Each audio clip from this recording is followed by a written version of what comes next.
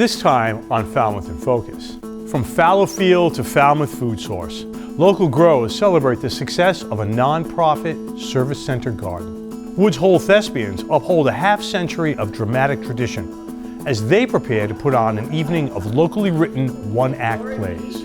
And this is one cat that's not afraid of the water. We're setting sail with a local craftsman in the catboats he lovingly restores. This is Falmouth in Focus, and we're getting started right now.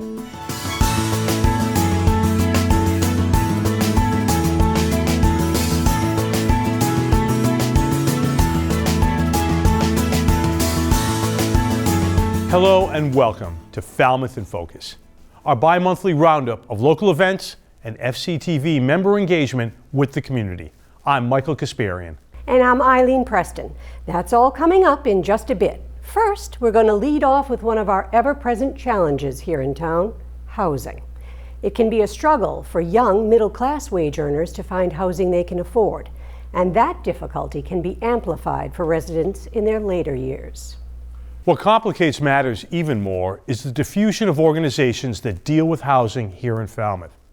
Housing Corporation, Housing Assistance, Housing Trust, Housing Authority. It can be confusing. That's why Falmouth Human Services and the Senior Center came together last week to offer a senior housing workshop. A panel of experts was there to break down the different paths to housing security in simple language. Here's a short selection from that event. We thought because we were getting these frequent calls of people that weren't in crisis, weren't at imminent risk, but were really trying to be thoughtful and planning for their future, we thought of trying to pull together some of the housing programs to do this type of educational opportunity. The Falmouth Housing Authority has grown to be the largest housing authority on the Cape within the last 6 years, and that's because we've been really successful at getting vouchers. We are the agency in town that provides subsidized housing for low-income families. Next on our panel, we have Caitlin Pierce from the Housing Assistance Corporation and Heidi Archibald from the Housing Assistance Corporation. And towards the end, we also have Austin Tallman, who will be answering some questions around the legal and financial issues related to seniors and subsidized housing eligibility. We are the regional agency for many, many things housing on the Cape. So if you have a housing question, a homelessness question, a housing crisis question, chances are your questions can be funneled through us and we'll help get you an answer. We are the regional administering agency for the state's rental voucher program. We have their allocation for Section 8 vouchers that you can use anywhere on the Cape, in Falmouth if you want, out in Western Mass if you want, in Hawaii if you want. So South Coastal Counties is a legal services firm. We provide legal services for people who qualify their income limitations and things like that, but those don't apply for people who are over the age of 60, I believe. So often landlords will file evictions in district court, and if that happens, you have a right to transfer it to housing court, and we suggest that you do. And again, you can call South Coastal Counties and we can help you with that. It's never too early to reach out for help. So frequently we see folks reaching out kind of at the end of the foreclosure process, and it's much more challenging for us to help folks get out of that situation than at the very beginning when somebody's struggling to make that very first payment that they fell behind. So Helen's role is as a housing case manager, housing stabilization, and preventing further risk of housing. So Helen, can you speak a little bit to what a day in the life of Helen is like? I would just like to say that as far as this day is concerned, I am really struck sitting in this room, and I want to share with you that all of these panelists and all of those tables, there are no competitors present in this room. These are various different agencies with different perspectives, different sources of information, resources, but there's an incredible partnership in Falmouth of the players here today to try to help all of you get to a good, stable, and comfortable living space for the duration of your years. The good news, as Helen was pointing out, is there is a great amount of partnership in the Falmouth community, and I think if you were to call any of the numbers of the cards and the agencies in the back, you will be connected and be well taken care of. I neglected to mention my own department very much, the Human Services Department. We also are staffed with clinical social workers. We partner with a lot of these folks here. We have the Senior Center here. So if you were to call Falmouth Human Services, the Falmouth Senior Center, we are working hand in hand with the panelists up here. And some say it takes a village. Well, this is one fine village, and I'm so glad I've planned to age out right here. All this information and all this support is free of charge. So thank you everyone for coming.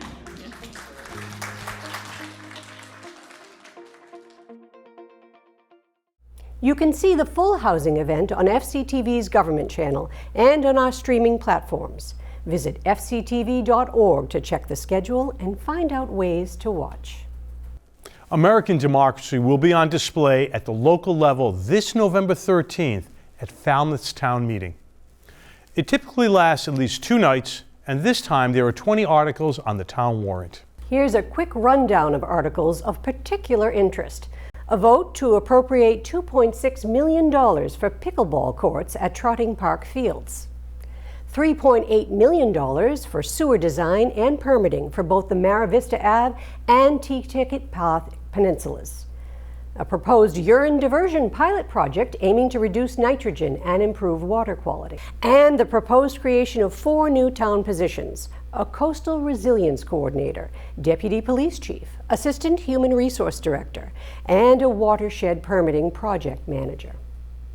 As always, FCTV's government channel will bring you live gavel-to-gavel coverage of town meeting. There will also be live streams on YouTube and other major platforms. Visit fctv.org for more information. The group Resilient Woods Hole has launched a digital, self-guided tour along a walking trail to illustrate the area's vulnerability to climate change. The 12-stop tour is accessible via web browsers or a downloadable smartphone app. It includes narration from local community leaders about sea level rise, coastal flooding, and adaptation strategies that have been put in place. Resilient Woods Hole is a private-public initiative that connects local business, residential, and science communities. Member organizations include the Woods Hole Oceanographic Institution, Marine Biological Laboratory, and NOAA Northeast Fisheries Science Center. You can link to the Climate Trail Tour via their homepage at resilientwoodshole.org. The month of November and the approach of Thanksgiving marks the end of the farming season here in New England. And local nonprofit Farming Falmouth is toasting a very successful harvest of fresh vegetables it grew this year for the Service Center.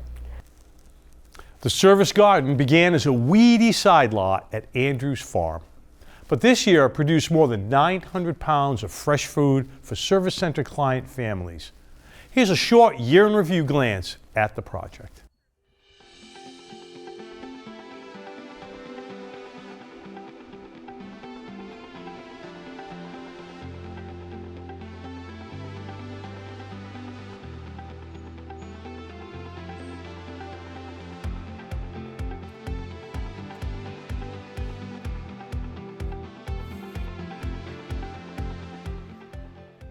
This place is a service garden on the Andrews Farm, the town-owned farm, Tony Andrews Farm.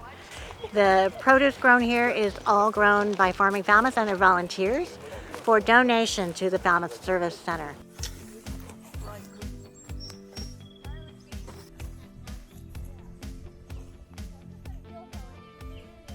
It's a work in progress. We took the field last fall, which was tremendously full of mugwort and velvet leaf and other obnoxious weeds. Jenny Christian, our farm manager, is working, pulling out some of the grasses and mugwort that's coming up through our mulch. Martha's Vineyard Bank has a wonderful thing called the Community Impact Grant. We were honored to receive the most number of votes in our community this year, because we made it clear that the funds would be used to support us in growing this garden for the Service Center. I think that it's amazing, and I think it's also amazing that it's using a piece of land that has been here and has been here for such a long time, and to use it for something that is so important to so many people.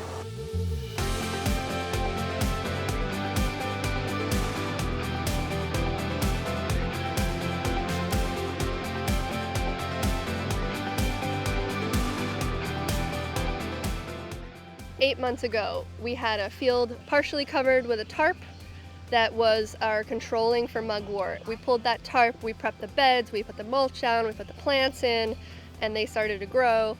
And amazingly, we got over 1,000 pounds that all was donated to the Falmouth Service Center. These are things like onions, sweet potatoes, lettuces, constant greens, winter squash, peppers, eggplant, tomatoes, and garlic. We had a huge garlic crop. So we were able to donate all of that weekly to the Falmouth Service Center, totaling 1,000 pounds. The volunteers really came through. So we'd see some of them for 4 weeks at a time, and then they'd travel. We had women with their newborn babies in strollers. We had all sorts of levels of volunteers.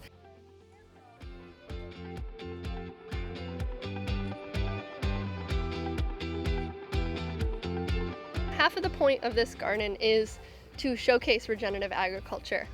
Small scale, high density, low input agriculture. I mean, we didn't have a tiller here once. We didn't have fossil fuel inputs at all. I mean, just saying that and knowing that we harvested 1,000 pounds, that's pretty amazing.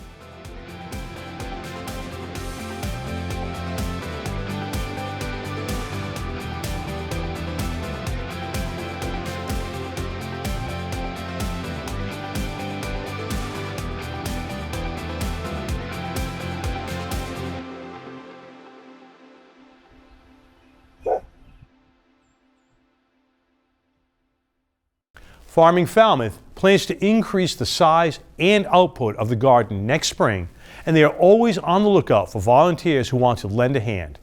Stop by farmingfalmouth.org to learn more. We'll take a quick break now, but in just a moment, Night at the Theater. And keeping local maritime history alive, one catboat at a time. So as a technical sergeant, E6. I served in Vietnam in 1969. I am a U.S. Army veteran. Have you ever helped a fellow veteran? Of course. Yes. Try to always be there for each other. I do my best reaching out to my brothers and sisters in arms. Have you ever asked for help yourself? It's always tough, right? I can't say that I have. I mean, if you don't have someone to kind of help you guide those thoughts, it can be really bad. Eventually, you just can't deal with it on your own. I guess it's a part of the military too, right? Service before self. It was drilled in, service before self. And you start to question, maybe people would be better off without me, When you realize that you're not alone, once you take that first step, there's so much support.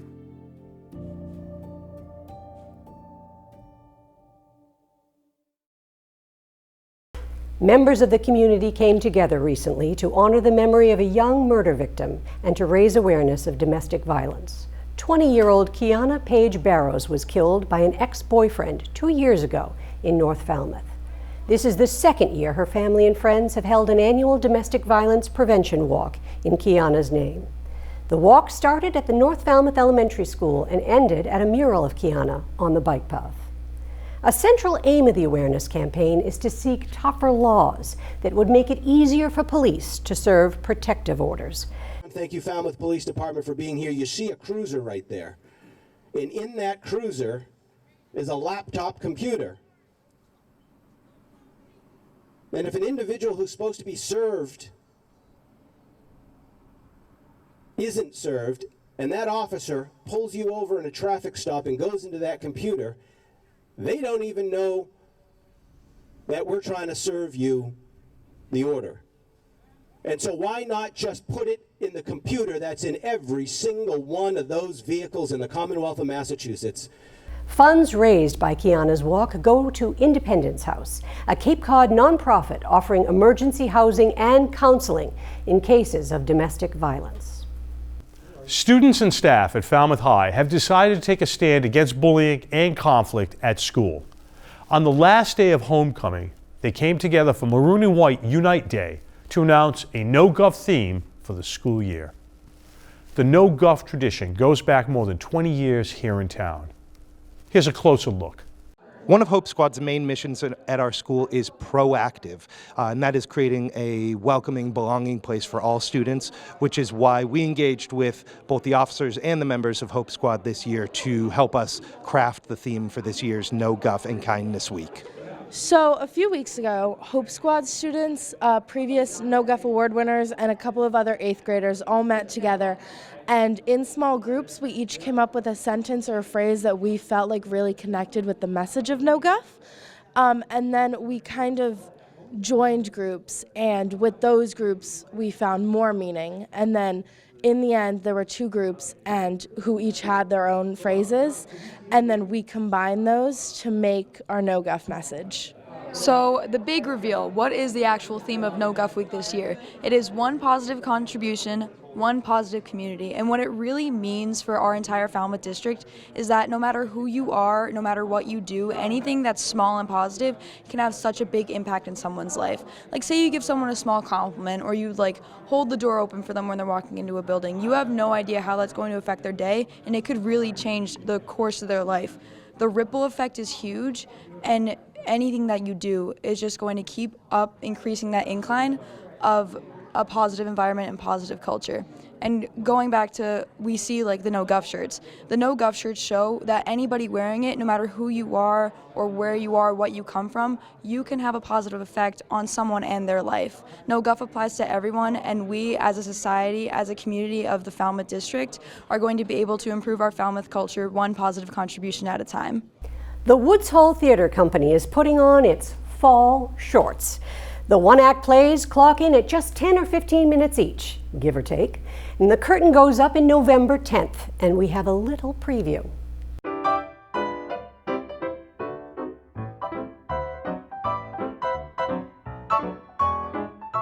Why don't we all talk about what motivated our plays? You want to start? I mean, what inspired you to write the play that you wrote? What motivated? Well, they always say, isn't it write what you know? Well, every week I played trivia, or maybe sometimes 2 or 3 times a week. And it just got me thinking about the variety of people I encountered over the years. So this play is loosely, very loosely based on. So there's no real people in it? No real people, okay, just combinations of their people. Yes, they're loosely based on fact. And that's, we don't want to hurt anybody's feelings. so and it's a dramedy, we say that, so we just want to bring a little lightness, and also mine hits upon some social issues at the same time, but not beat you over the head with it. Because in the course of trivia, you don't want to be belaboring people with heavy subjects, so you just sort of go through it, and a little lightness, and it moves as fast as a game does. I'm doing a one-person play also, besides God Save the Queen, called Muddy, and it's based on my grandmother and her relationship with me. We had a special relationship, and she looked like your ordinary grandma, but she was not. And the stories she told me about her life made her very special to me. So it's an honor to do that play. And then God Save the Queen. I was in playwriting class and I couldn't get anywhere with this play. So I took all my characters out for a walk one day. So each one told me what they didn't like about the play, why, and their relationship with each other, and a backstory. They gave me the play. So I ran home and typed it all up. And that's how that play got done. And it's quite funny. Well, we have a really good time. Yeah. And Kevin, I know you've been in with these characters for many years. Maybe you could build that. Yeah. Well, tell people. Well, like Mary Chris said, you write what you know, you find your voice, and you write what you know. And what I knew was family. And from way back, aunts, grandmothers, grandfathers, how they interacted with each other, how they talked. And I started writing these little 10-minute plays with these 2 characters, Nora and Mimi. But yeah, it was inspired by what I knew, what I grew up with, what I remembered. My mother-in-law, who was from Northern Ireland, Armagh, I had a lot of great Irish sayings that Eileen, my wife, has shared with me, and they show up in a lot of the Nora and Mimi stories. They're reacting to the world, right? Yeah, they're reacting to the world. They're not really happy with what's going on in the world lately. They're finding a little impatience with all the hypocrisy. They refer back to their past when they were young, and some of the music that they used to listen to, and some of the rock stars that are now their age that are, dropping off like flies. And they have a lot of conversations about them. So they talk about a lot of things. They're not limited to one particular thing. And then every once in a while, now and again, they get themselves in a little bit of trouble. We're running 5 plays back to back, so it's a little complex, but it's fun. And we have some tremendous casts. We had a great group of people come out to as performers here, and I think we're having a blast. I mean, and it's fun to work together.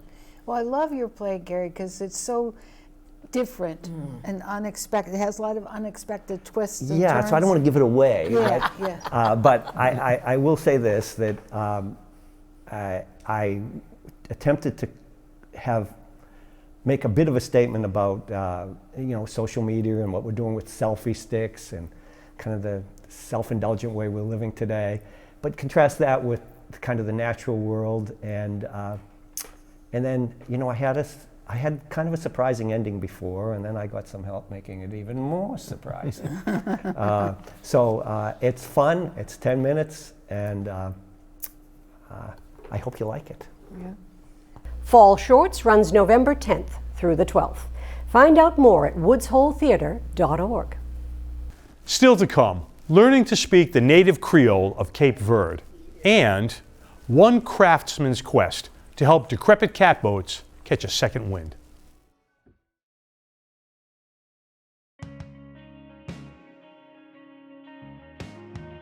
Hello, I'm David Mark Welch, a member of UU Falmouth, the Unitarian Universalist Congregation for the Upper Cape. You can visit us at 840 Sandwich Road in East Falmouth on Sunday mornings at 10, or at one of our many interesting community events throughout the week. They're all listed on our website, uufalmouth.org. At UU Falmouth, we enjoy working together, turning our common values into action. We're fighting local food insecurity by donating to the Falmouth Service Center. We're supporting the Wampanoag community and their language reclamation project. We're helping the environment by renovating our meeting house to eliminate fossil fuel emissions. Meaningful Sunday services, fun activities, learning opportunities, making a difference in our community. UU Falmouth, 840 Sandwich Road, East Falmouth. For more information, visit us at uufalmouth.org.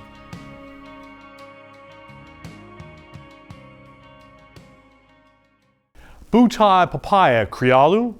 If you understood my question, then the answer is yes. I asked you if you could speak Cape Verdean Creole. The Cape Cod Cape Verdean Cultural Center and Museum put on a class in the language recently. Falmouth Superintendent Laurie Durr was among the enthusiastic participants packing the room for a chance to learn.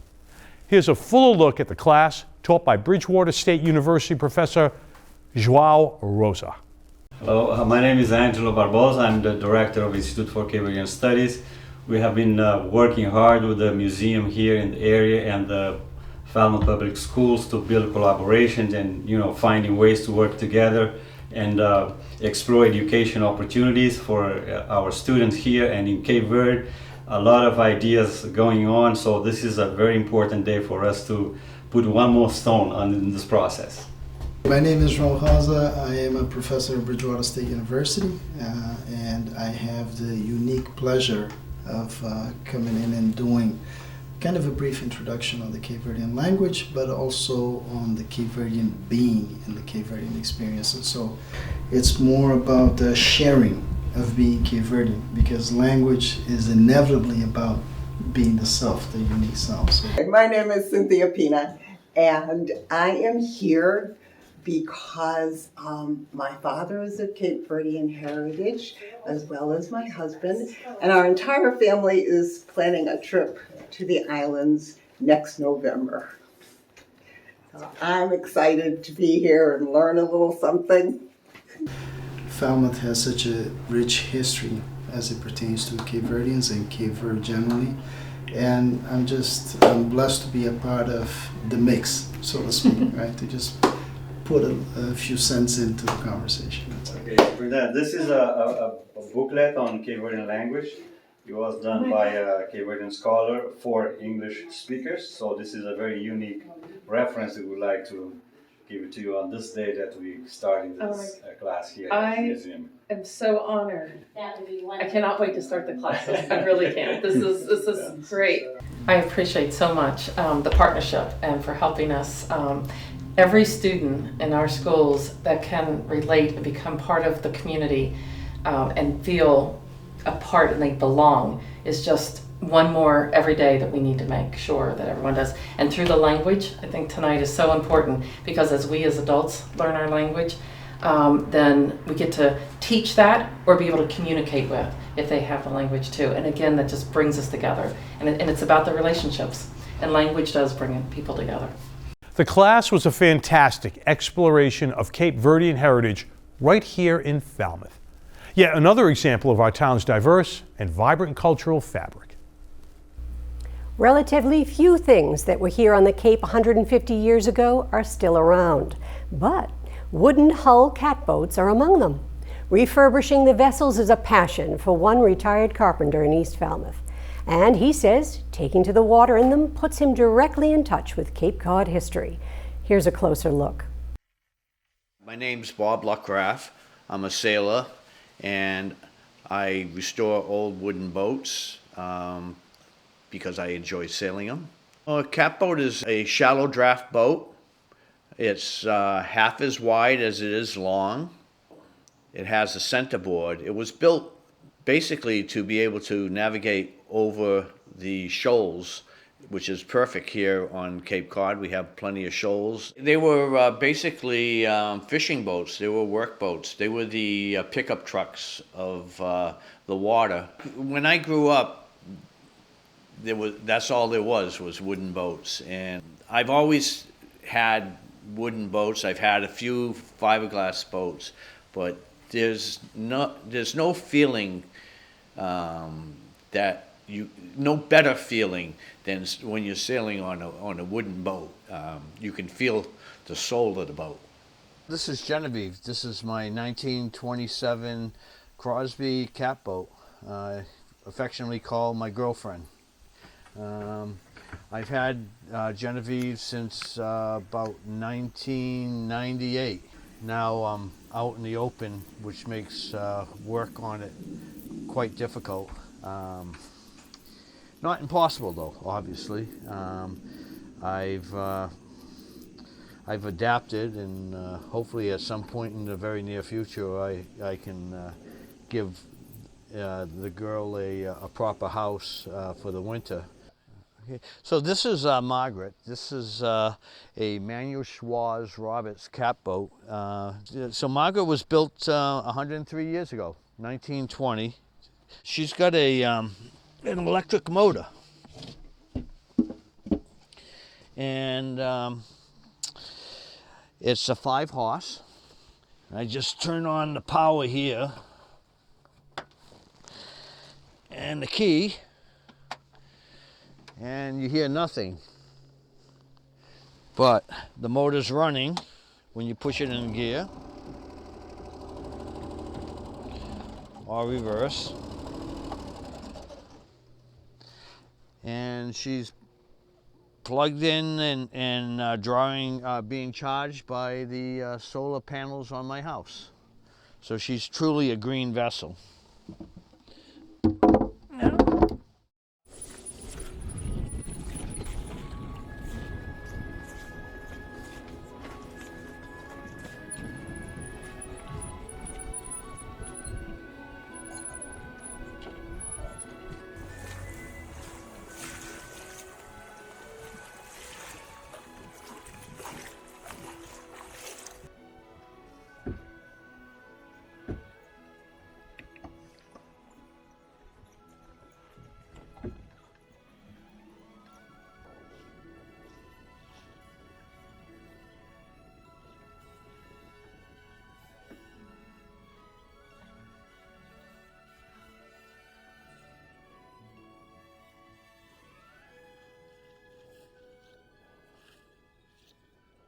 up here.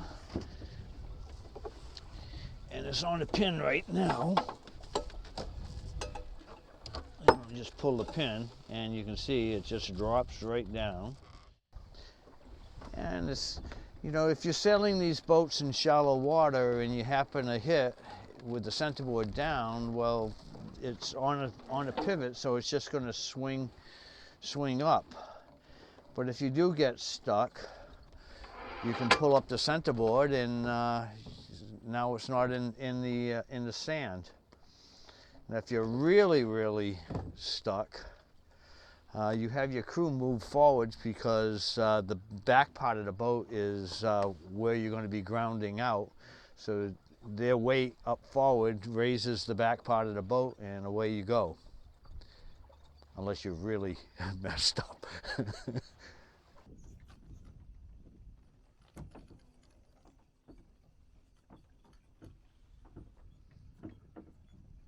I really would like to see more people saving and enjoying these old boats, because it's part of Cape Cod's history.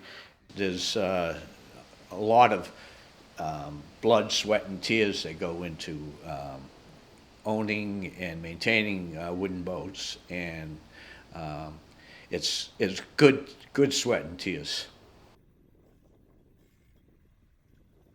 And that's going to wrap up our show for the moment. I'm Eileen Preston. And I'm Michael Kasparian. We're going to leave you with Kids on the March in the Mullen Hall Fall Harvest Parade. There's a lot of great Halloween costumes to be seen. Until next time, we'll see you around town.